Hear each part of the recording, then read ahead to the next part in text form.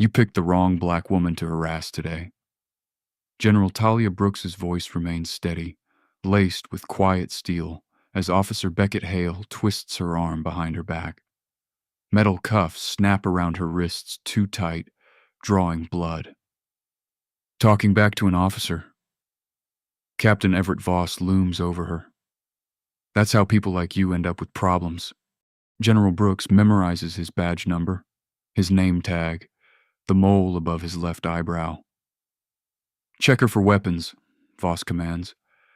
Hale jabs her ribs during the search, finds her wallet, keys, phone. He tosses them into an evidence bag. Something funny? Voss demands when he notices her calm expression. Brooks says nothing. They miss the military recommunicator hidden in her jacket lining. Get her in the car, Voss barks. A night in holding should fix that attitude. They shove her head down, forcing her into the cruiser. They have no idea who they have just arrested. Fluorescent lights buzz overhead.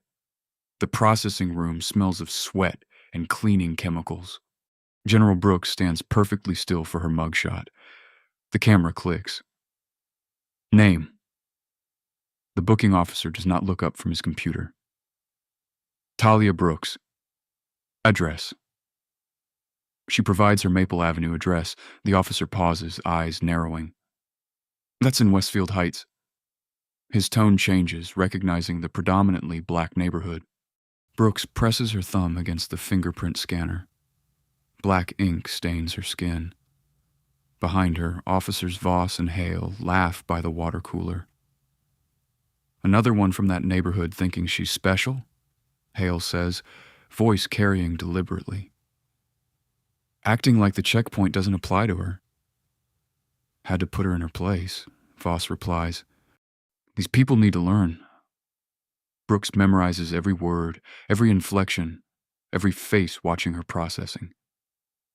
Phone call? She asks the booking officer. He points to the wall phone. One call. Make it count. Brooks dials a number from memory. Not her lawyer, not family. Operations Center Pentagon, answers a crisp voice.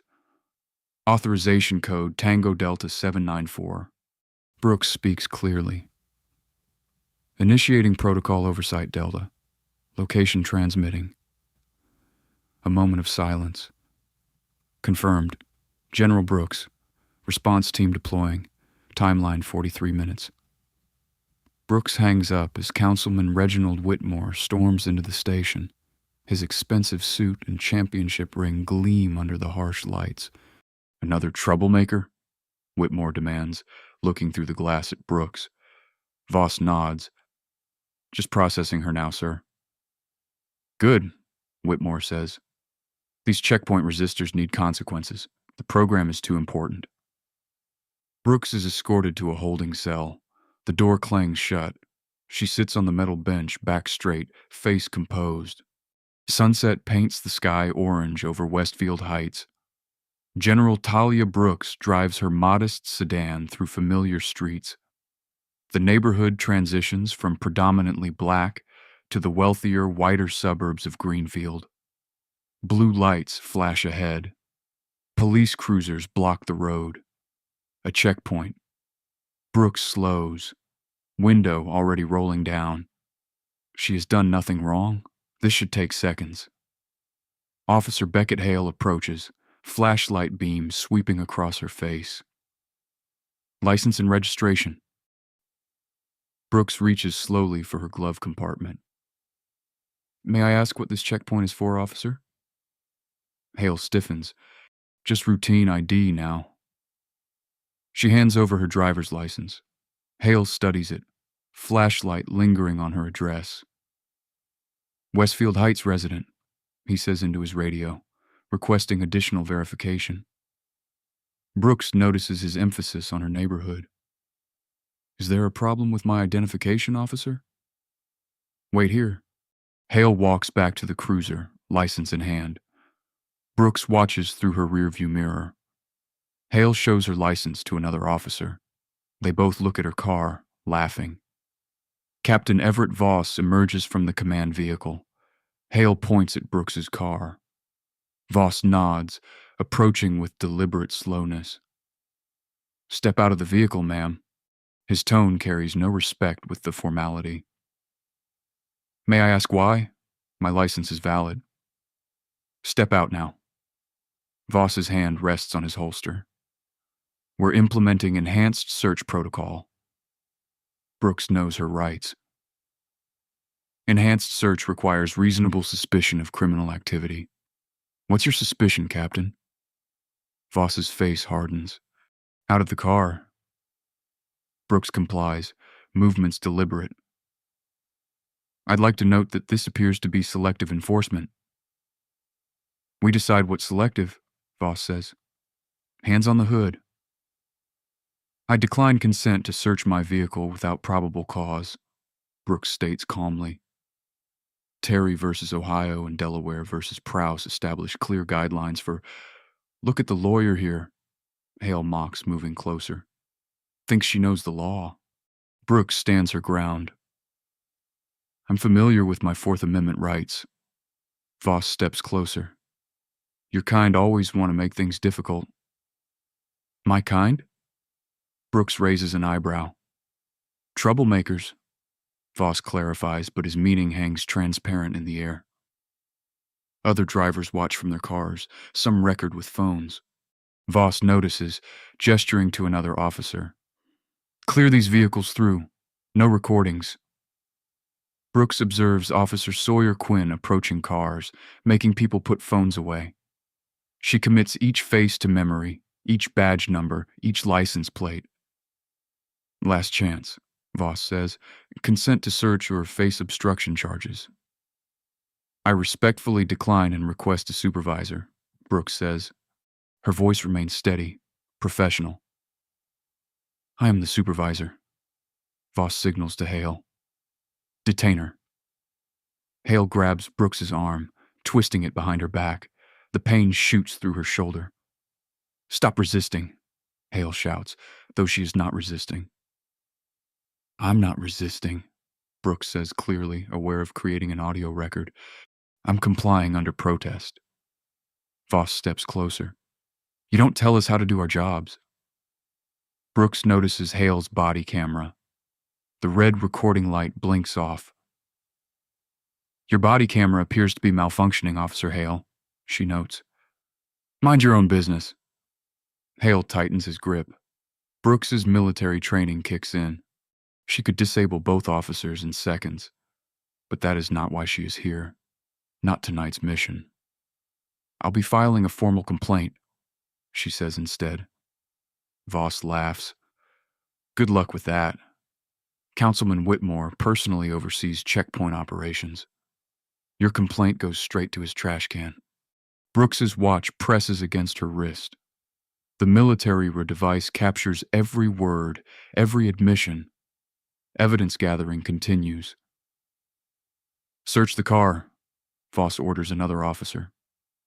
"Sir, without a warrant," Brooks begins. "We have checkpoint authority under City Ordinance 27-9, Voss interrupts. "Signed by the council last month."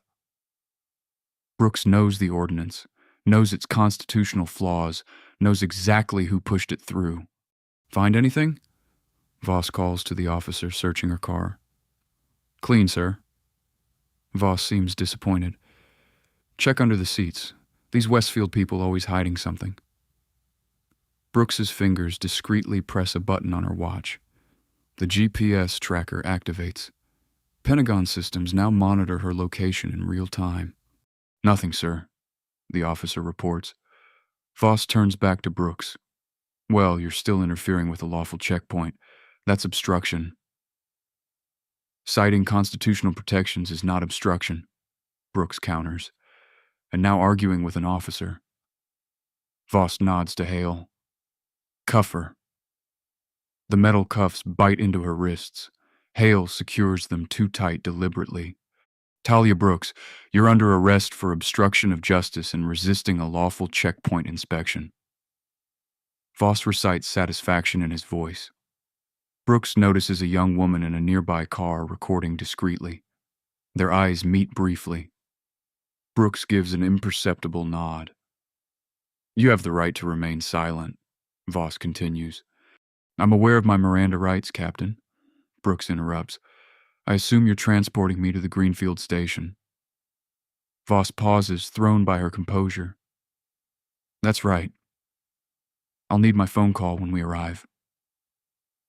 You'll get what we decide to give you, Hale says, shoving her toward the cruiser. As they lead her away, Brooks glances at the checkpoint. Officer Sawyer Quinn turns away another Westfield Heights resident for additional screening. 3 cars with white drivers pass through without stopping. Pattern established. Evidence accumulating. Hale pushes her head down, forcing her into the back seat. Officer Hale, badge number 4572. That use of force is unnecessary and excessive. Brooks states for her watch's recording. Shut up, Hale snaps, slamming the door. Through the window, Brooks watches Voss speaking with another officer. He gestures toward Westfield Heights, laughs. The cruiser pulls away from the checkpoint. Brooks sits calmly in the back, mentally reviewing the Pentagon protocol she has just activated. The situation is proceeding exactly as anticipated. The interrogation room at Greenfield Station smells of stale coffee and floor cleaner. A single overhead light casts harsh shadows. The metal table is bolted to the floor. Brooks sits straight-backed in the uncomfortable chair. Her handcuffs remain tight. 2 hours have passed since her arrest. The door opens. Captain Everett Voss enters carrying a thin folder and Brooks's confiscated belongings. He drops them on the table. Comfortable? His smile does not reach his eyes. Brooks does not respond. The less she says, the more they reveal. Voss opens the folder. Talia Brooks, Westfield Heights address. No priors. He looks up. First time being educated about checkpoint compliance. I'd like to speak with an attorney. Soon enough. Voss circles the table. We're just having a conversation first. I invoke my right to counsel. Brooks's voice remains level, precise. Voss ignores her. See, we have a problem in this town. People who don't respect authority. People who think rules don't apply to them. He leans against the wall, studying her. Checkpoints keep Greenfield safe. Some folks don't like being checked. Those folks usually have something to hide. Brooks remained silent. Her military training included resistance to interrogation techniques. Voss's amateur intimidation tactics would not break a first-year cadet. Nothing to say. Voss flips through her wallet. Interesting ID you've got here. He pulls out her military ID, studies it, snorts. Marine Corps General, 4 stars. He tosses it on the table. Nice fake, adding impersonating military personnel to your charges. Brooks watches him carefully. That identification is authentic. Right. Voss laughs. And I'm the Secretary of Defense. His phone buzzes. He checks the screen, nods slightly. Our concerned citizen is here, Voss says, moving to the door. Someone wants to meet the latest checkpoint troublemaker. Brooks's photographic memory catalogs every procedural violation, every failed Miranda compliance, every civil rights infringement. Voss leaves. Through the thin walls, Brooks hears a new voice. Authoritative, impatient. Another one from that neighborhood. The voice must belong to Councilman Reginald Whitmore. Yes, sir, Voss responds. Gave us the usual constitutional speech. Had a fake military ID, too. Military? Whitmore sounds interested. What branch? Marines. Claims to be a general. Voss's laugh carries through the wall. Get what you need and process her, Whitmore says. Make an example. These checkpoint resistors are undermining the whole program. Brooks notices the one-way glass, feels Whitmore watching from the other side. The door opens again. Voss returns with Officer Hale. Let's try again. Voss slaps a form on the table. Sign this confession to obstruction. Take a misdemeanor charge and you'll be out by morning. Brooks studies the document without touching it. I'll need my attorney present before signing anything. Hale steps forward. Captain asked you nicely, and I respectfully declined. Brooks replies. Voss nods to Hale, who moves behind Brooks's chair. His presence meant to intimidate. You people from Westfield Heights think you're special, Voss says. Think the rules don't apply. But Councilman Whitmore's checkpoint program has cut crime in Greenfield by 30%. By targeting specific neighborhoods, Brooks asks.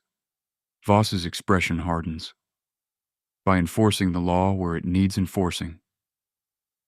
Selective enforcement isn't legal enforcement, Brooks says. Hale places heavy hands on her shoulders. You should listen to the captain. Brooks does not react to the physical intimidation. I believe this interview is over until my counsel arrives. Voss collects her belongings, intentionally dropping her military ID on the floor. He steps on it as he walks around the table. This little military costume doesn't impress me. He sneers, picking up the ID. Though I admire the attention to detail. 4 stars, ambitious fake. He tosses the ID back on the table. Hale increases pressure on Brooks's shoulders. We've got all night, Voss says. Plenty of time for you to reconsider that signature. A sharp knock interrupts. The door opens immediately. Detective Julian Reyes stands in the doorway. His expression shifts from professional to confused as he takes in the scene. Captain, Reyes says carefully. A moment outside. Voss hesitates, then nods to Hale. Watch her. The door closes behind them. Through the wall, Brooks hears urgent whispers. The conversation grows heated. Someone knocks urgently on the interrogation room door.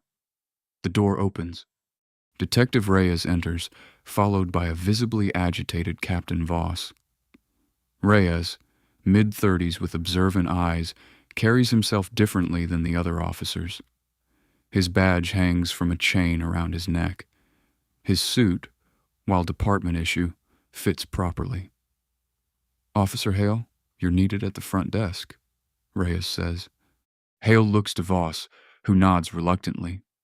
Hale leaves, closing the door firmly behind him. Reyes approaches the table. He picks up Brooks's military ID, examining it closely. Captain, this ID has proper security features, Reyes says. The holographic seal, micro-printing, UV watermarks, all authentic military issue. Voss scoffs. It's a good fake. No, sir. Reyes places the ID gently on the table. I served before joining the department. This is genuine. Voss's confidence wavers momentarily. So she stole a military ID, added to the charges. Brooks watches the dynamic between them. Reyes represents something rare, integrity within a corrupted system. Ma'am. Reyes addresses Brooks directly. May I ask your name and rank? General Talia Brooks, United States Marine Corps. Reyes straightens instinctively. Military bearing does not fade with time. And what brings you to Greenfield, General? Reyes asks. Before Brooks can answer, Voss interrupts. Detective, she's being processed for obstruction and checkpoint evasion. Her occupation is irrelevant. Sir, if she's active military, we have jurisdictional protocols to follow, Reyes counters. Voss steps closer to Reyes. I'm handling this case. Captain, department policy requires verification of military credentials. Reyes persists. Section 14 of our procedural manual specifically states.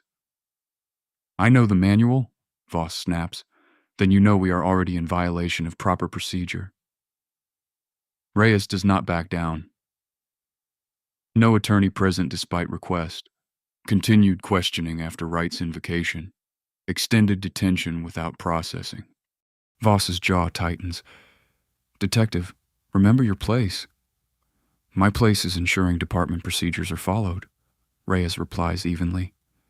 He turns back to Brooks's ID, examining the rank insignia. His eyes widen. Sir, Reyes whispers, these are 4 stars. So 4 stars is the highest rank in the Marine Corps. Reyes looks at Brooks with new understanding. There are only a handful in the entire military. Voss's confidence cracks further. It's still a fake. The interrogation room door swings open. Councilman Reginald Whitmore enters without knocking, his tailored suit and signet ring project authority and wealth. Captain, what's the delay? Whitmore demands. I thought this was routine processing. His eyes fall on Brooks. He assesses her with practiced political calculation. Councilman Whitmore, Reyes says, we have a situation. This woman appears to be a high-ranking military officer. Whitmore scoffs. Based on what? Military identification consistent with a Marine Corps general, Reyes explains. We need to verify through proper channels before proceeding. Detective, isn't it? Whitmore checks Reyes's nameplate. Your concern for procedure is noted. Now let the captain handle this. Reyes stands his ground. Sir, with respect, if we have detained a military general improperly, the department faces serious repercussions. If, Whitmore emphasizes, a remarkably big if. He turns to Voss. Captain, handle the paperwork and processor. Detective Reyes, you're needed elsewhere. Sir? Reyes protests. Standard protocol requires. Standard protocol is what I say it is. Whitmore interrupts. The checkpoint program operates under special city ordinance, my ordinance. Brooks watches Reyes carefully. She sees the moment his professional ethics confront political reality. Councilman, Reyes says carefully, may I at least verify her identity through military channels? A simple phone call. Whitmore studies Reyes. You're new to Greenfield, aren't you, Detective? Transferred 6 months ago, sir.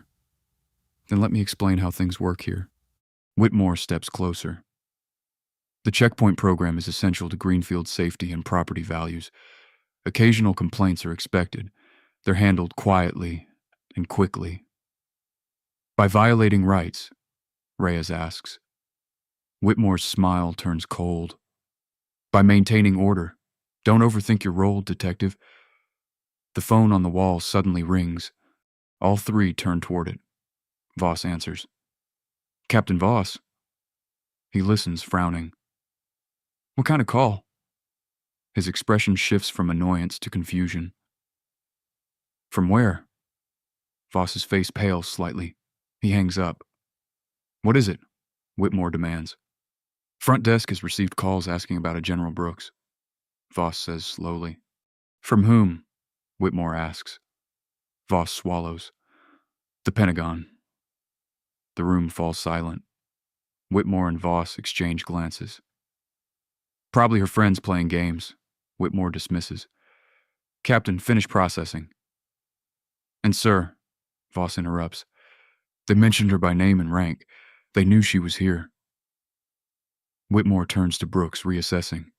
Reyes's eyes widen at the 4 stars on her ID card. Sir, do you realize who we have arrested? Whitmore silences him with a gesture. Captain, verify this properly now. Voss exits quickly. Whitmore studies Brooks with new caution. If you were military, Whitmore says, you should understand the importance of security checkpoints. I understand constitutional rights, Brooks replies, and selective enforcement. Whitmore's political smile returns.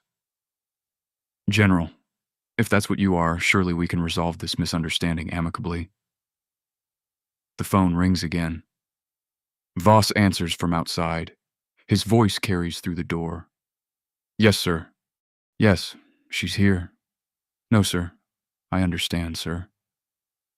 Whitmore watches the door with growing concern. Voss returns visibly shaken. That was Colonel Reed Montgomery from the Pentagon Military Police. They have confirmed her identity. Excellent. Whitmore recovers quickly. Then release the general immediately with our apologies for the misunderstanding. There's more, Voss says quietly. They're sending representatives here now. Whitmore's political mask slips.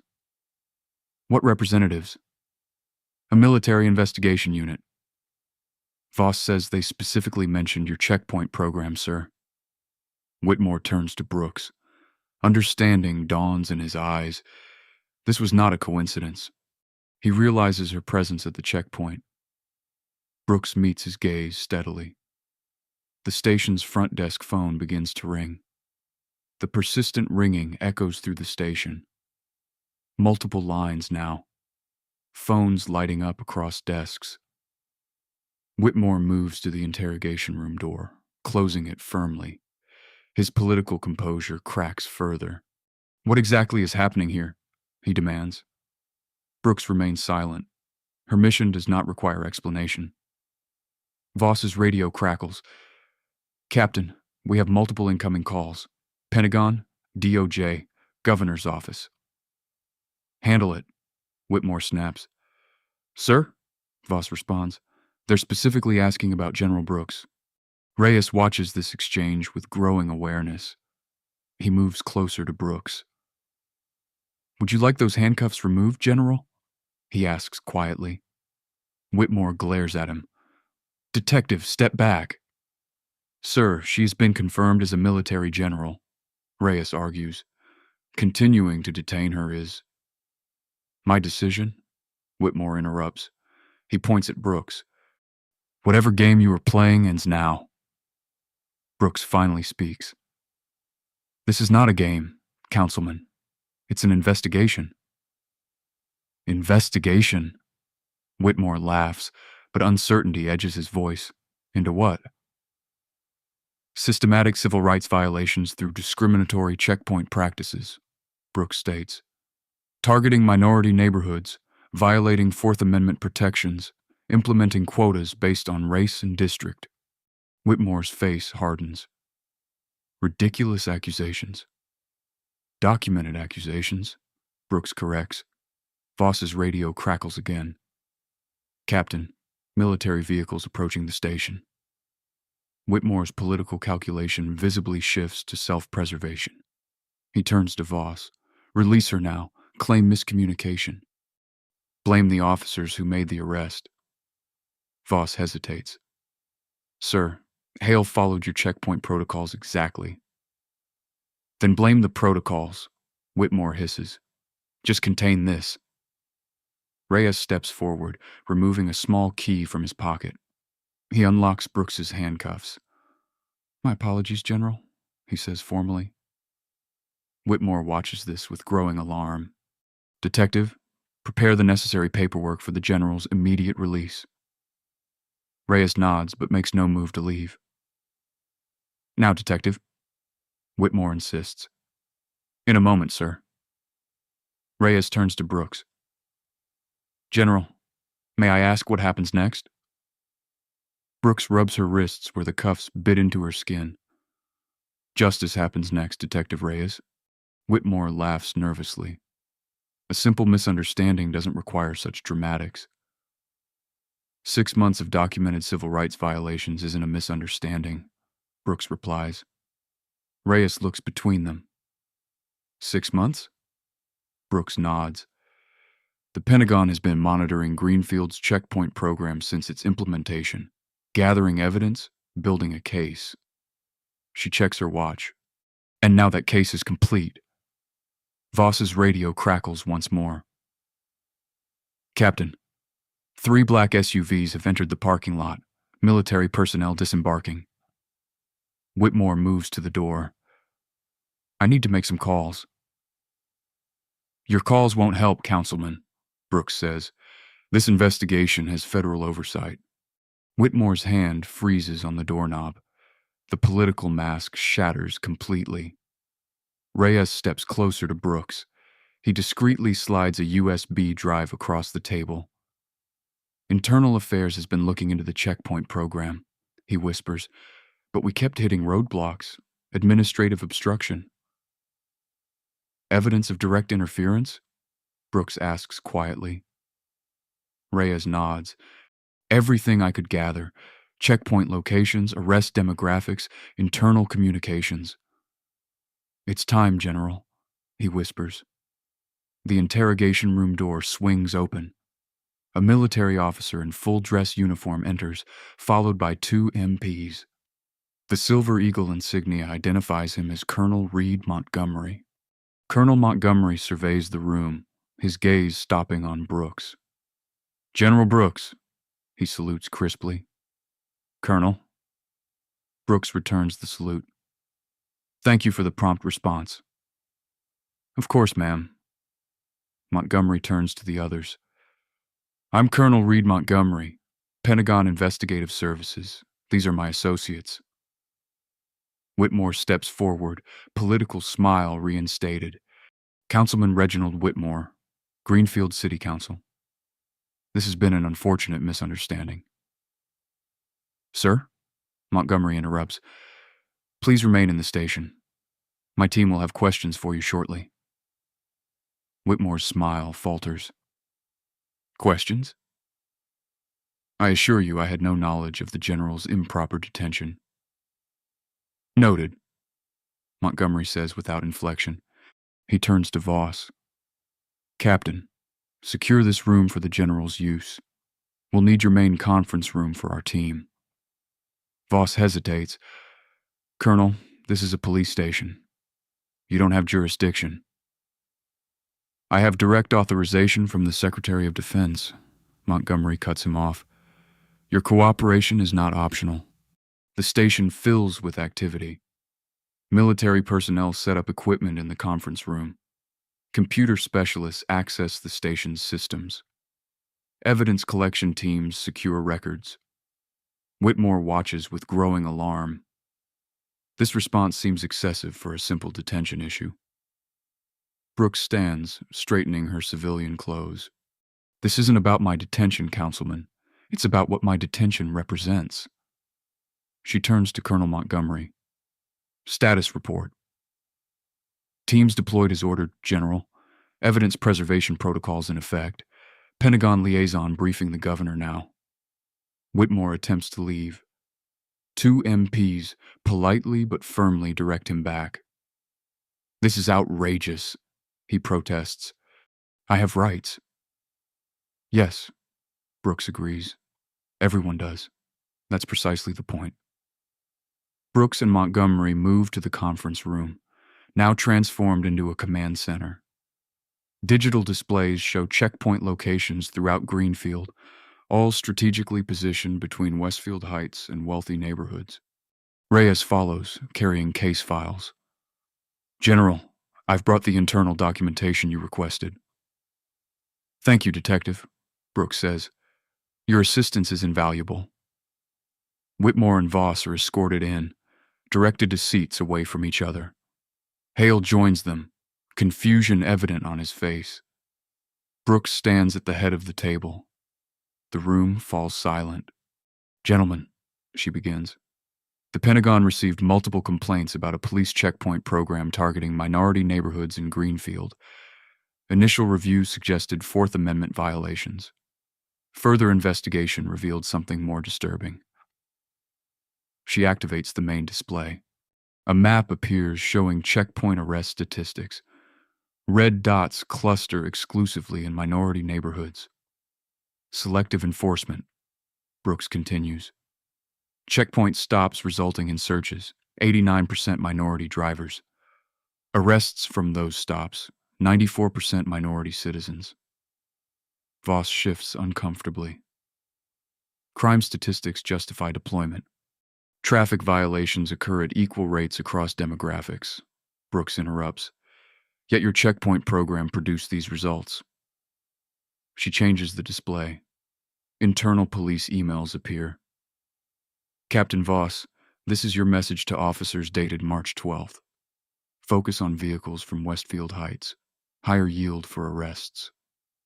Voss pales. That's taken out of context. Context is provided by your arrest quotas, Brooks replies, displaying another document.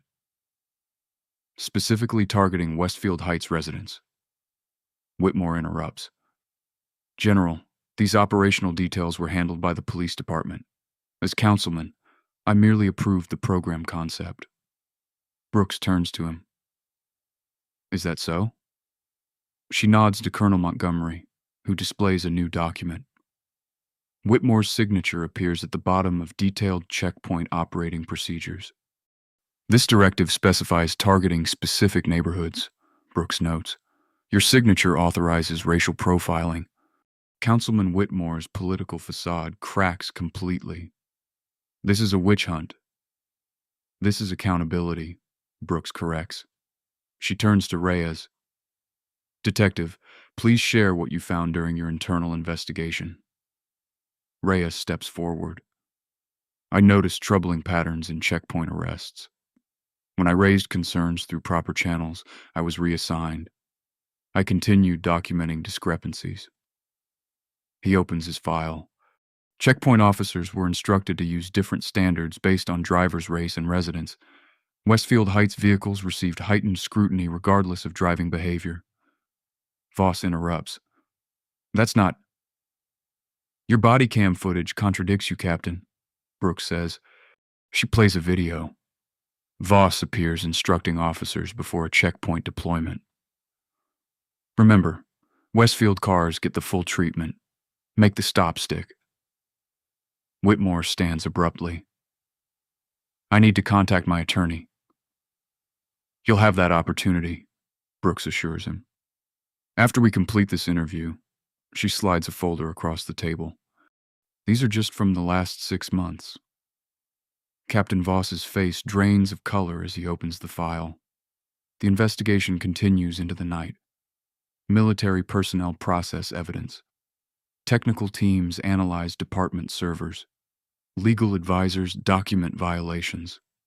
In a quiet corner of the conference room, Brooks finds Reyes reviewing files. Detective, she says, joining him. Your assistance has been crucial. Reyes looks up, exhaustion etched on his face. I should have done more sooner. You did what you could within a corrupt system, Brooks says. That takes courage. Reyes closes the file. When I transferred to Greenfield, I had no idea. The checkpoint program was already established, presented as innovative community policing.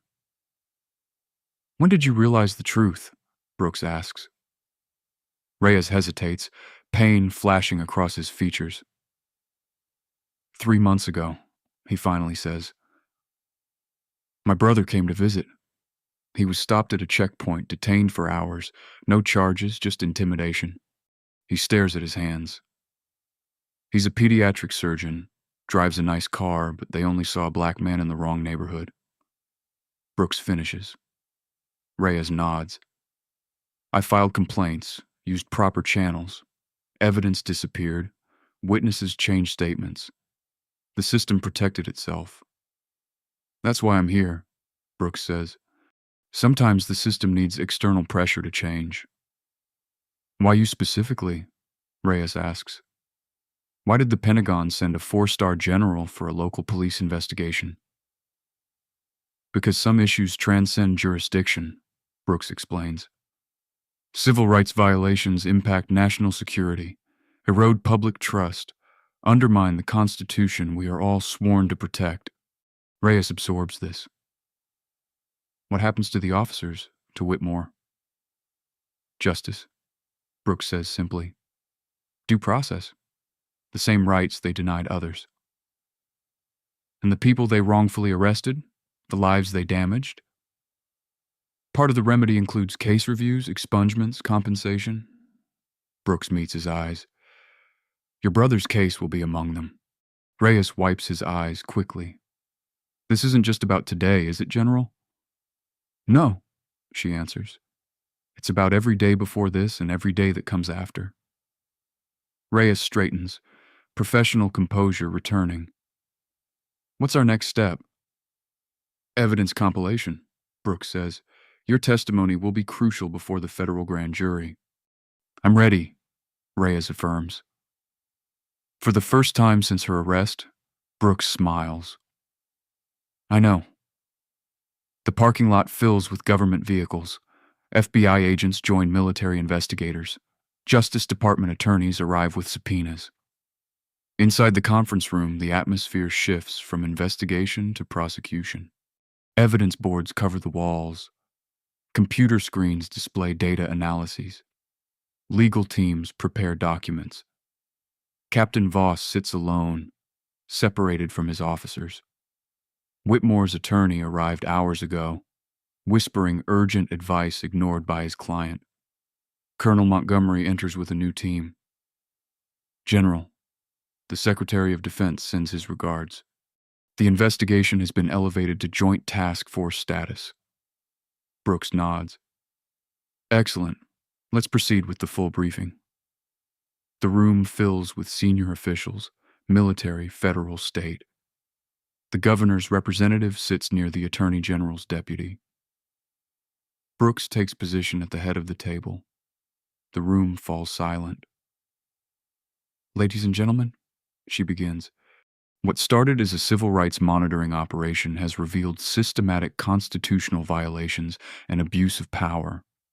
Today, I present comprehensive evidence in 3 categories: visual documentation, audio recordings, and written records.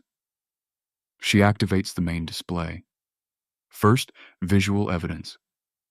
Dash cam footage appears. A vehicle from Westfield Heights stopped at a checkpoint. The driver, professional, polite, is ordered from the car without cause.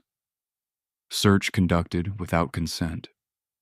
When he questions the legality, he is arrested for obstruction. This pattern repeats across hundreds of documented stops, Brooks explains. She shows split-screen footage. White drivers pass through checkpoints with cursory checks. Black drivers from Westfield Heights face extended detentions, searches, and frequent arrests. Checkpoint camera systems captured clear racial disparities in enforcement. Brooks continues. White drivers were stopped at 8% frequency, black drivers at 82%. Whitmore interrupts. Selective editing can create false patterns. These are your department's unaltered recordings, Councilman, Brooks replies. Complete timestamps intact. She displays a heat map of checkpoint placements.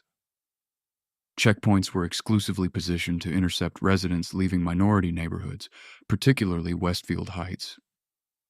Voss shifts uncomfortably. Strategic deployment based on traffic patterns. Was contradicted by your own traffic study. Brooks interrupts, displaying the document which recommended different locations entirely. She moves to a new screen. Second category, audio evidence. Brooks activates an audio file. Voss's voice fills the room. Councilman wants more arrests from Westfield. Make it happen. Officer Hale responds, even without cause. Voss. Find cause. Broken taillight. Failure to signal. Get them out of the car. You'll find something. Whitmore stands. That recording could be anyone. Voice pattern analysis confirms Captain Voss and Officer Hale. Brooks replies, recorded during official briefings. She plays another recording. Whitmore's voice now. The checkpoint program serves 2 purposes. Public safety is what we tell the press. Property values is why we're really doing it. Keep the element where it belongs in Westfield, not in our neighborhoods. Whitmore sinks back into his chair. My military watch recorded our entire interaction, including unguarded comments when you thought I couldn't hear. The federal officials exchange glances. The evidence mounts beyond dispute. Finally, Brooks continues, documentary evidence.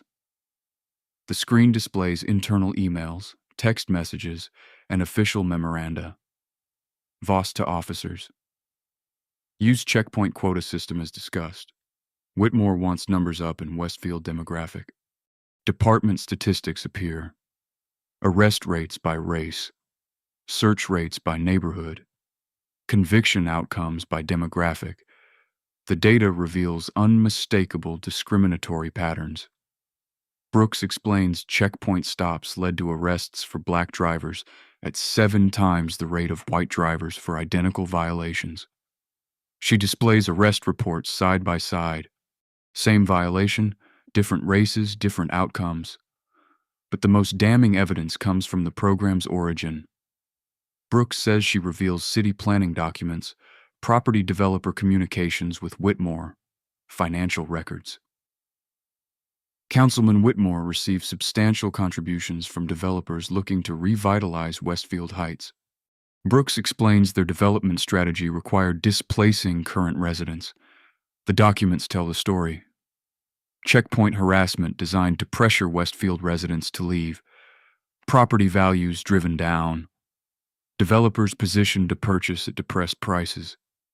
Civil rights violations driven by financial motivation. Brooks concludes. Whitmore's attorney whispers urgently in his ear. Whitmore ignores him. This is fabricated, Whitmore insists. A politically motivated attack. The evidence speaks for itself, Brooks replies. And now the final piece. She nods to Reyes, who connects his USB drive to the system. Detective Reyes conducted his own internal investigation, Brooks explains, documenting checkpoint operations from within. Reyes stands. I collected evidence of quotas targeting specific neighborhoods, documented systematic civil rights violations, recorded instructions to ignore constitutional protections. His files appear on screen. Officer performance reviews tied to Westfield Heights arrest numbers, checkpoint schedules targeting black churches, community centers, and businesses. Most critically, Reyes continues, I discovered that complaints about checkpoint practices were systematically buried. He displays the evidence. Complaint forms marked resolved without investigation. Witness statements altered. Video evidence deleted. When residents attempted to use proper channels for redress, Reyes explains, the system was designed to silence them.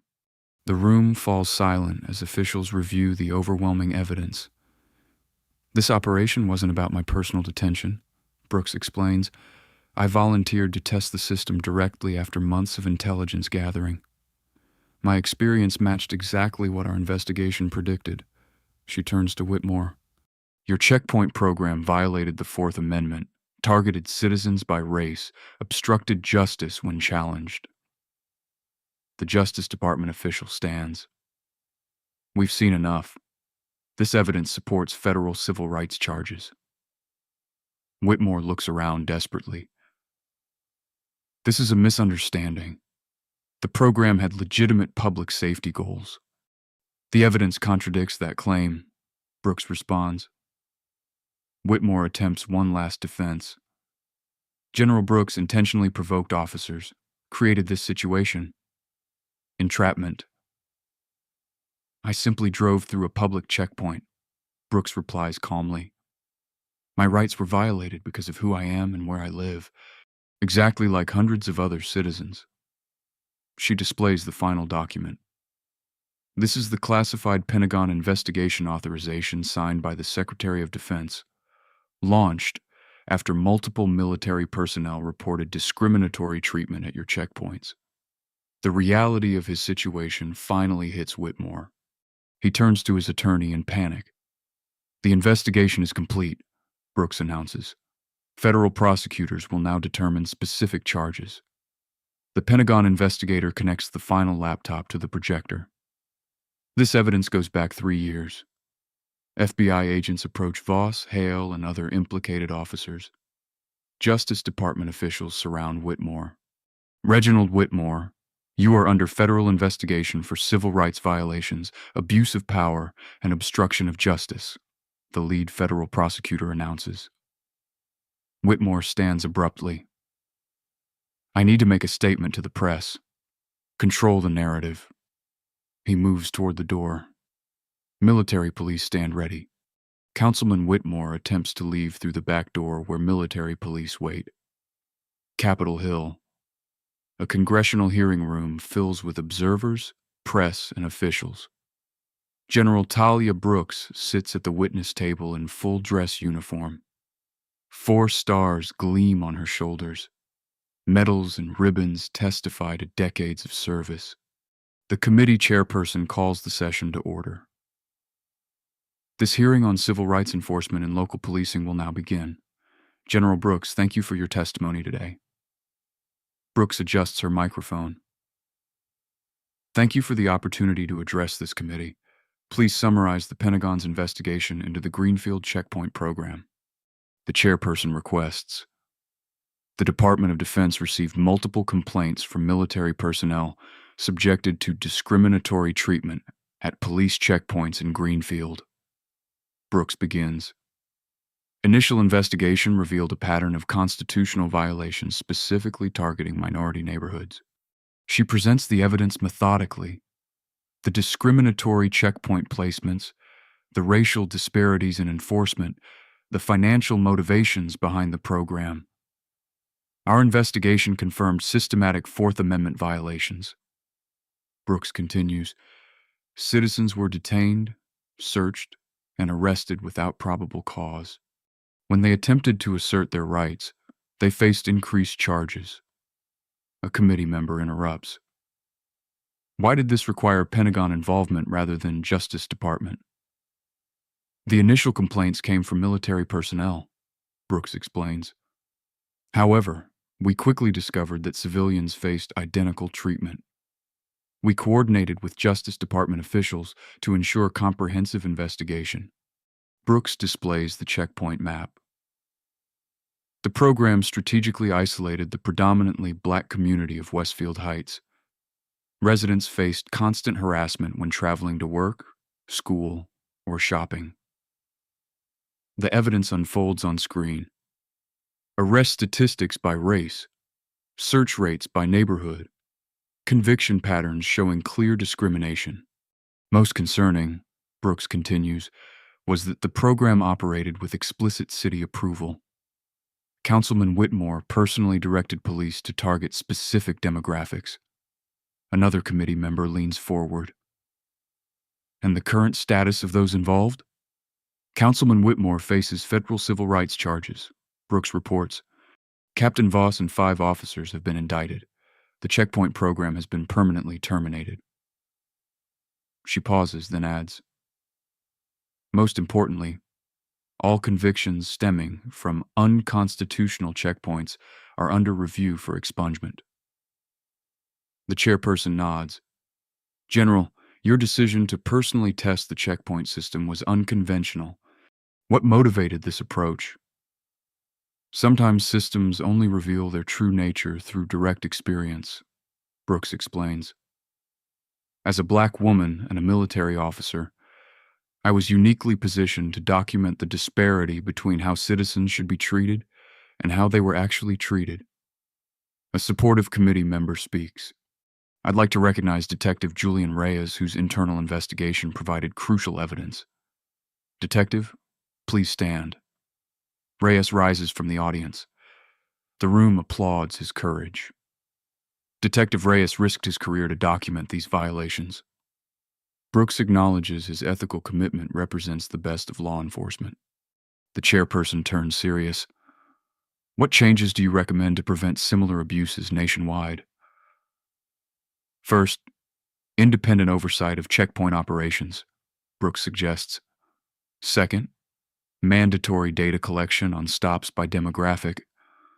Third, clear consequences for departments showing discriminatory patterns. She looks directly at the committee. Most importantly, we must recognize that constitutional rights aren't optional. They don't depend on race, neighborhood, or economic status. The hearing continues with questions and testimony. Brooks provides detailed responses, always returning to the core principle, equal protection under law. As the session concludes, the chairperson makes an announcement. Based on this investigation, we are introducing legislation establishing federal standards for checkpoint operations. The Equitable Enforcement Act will require transparency, accountability, and constitutional compliance. Outside the hearing room, Brooks meets with Reyes. The committee was impressed with your evidence, she tells him. The FBI has offered you a position with their Civil Rights Division. Reyes smiles. I've accepted. Change sometimes requires working from the inside. And your brother? Brooks asks. His record has been expunged, Reyes confirms. He's helping organize the class action lawsuit for other checkpoint victims. Brooks nods approvingly. Justice works slowly, but it does work. When good people insist upon it, Reyes adds. A community center in Westfield Heights. Residents gather for a town hall meeting with their new police chief. Brooks, now in civilian clothes, sits quietly in the back.